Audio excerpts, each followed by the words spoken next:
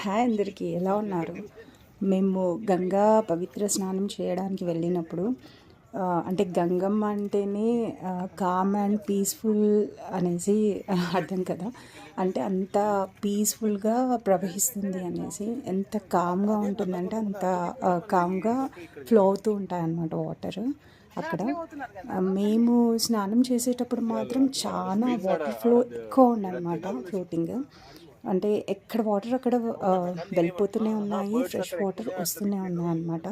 And that flow చాలా ఉందన్నమాట. మేము స్నానం చేసినప్పుడు నిల్చుంటే ఇలా కింద స్కిడ్ అయి పడిపోయేంత ఫ్లో ఉంది, వాటర్ ఫ్లోటింగ్.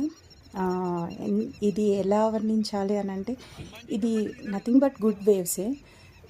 తను అమ్మ తన బిడ్డలు ఇన్ కేస్ ఎక్కడన్నా అబ్రాడ్ ఆర్ హాస్టల్కి వెళ్ళేసి చాలా రోజుల తర్వాత చూడకుండా ఉంటే, తన పిల్లలు వచ్చిన తర్వాత చేతులు ముందుకు పెట్టి వాళ్ళని దగ్గర తీసుకొని గుండెకి హత్తుకుంటారే విత్ మంచిగా ఇదేంటి ఆనంద బాష్పాలతో, అలా అనిపించింది అనమాట. గుండెకి హత్తుకున్నట్టు అనిపించింది.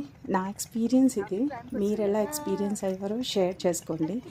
అలా గలగల సంతోషంగా, అంటే ఇంతమందిని చూసి సంతోషంగా ప్రవహిస్తుంది అనమాట గంగమ్మ తల్లి. ఇంకొకటి ఏంటి అని అంటే, ఇంత ఫ్లోటింగ్ ఎక్కువ ఉంది కాబట్టి మీరు పెద్దవాళ్ళని ఎవరినైనా పంపిస్తే మీరు కూడా ఎవరైనా తోడు వెళ్ళండి.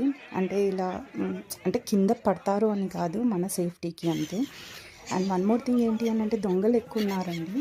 మేము అంటే మా ముందే మేము ఎక్స్పీరియన్స్ అయ్యాము, వేరే వాళ్ళకి పోయిందనమాట. అందుకే గోల్డ్ ఆర్నమెంట్స్ ఏవైతే ఉంటాయో ఇంట్లో పెట్టి వెళ్ళడం బెస్ట్, ఏవి తీసుకోకుండా. మా అక్కదే ఇదేంటి పోలేదు, తంది వేరే వాళ్ళది పోయింది. కానీ తిను స్నానం చేసి రాగానే వెనక దిమ్మే ఉంటుంది కదండి, అది గంగమ్మలో పడిపోయిందనమాట. అందుకే బీ కేర్ఫుల్.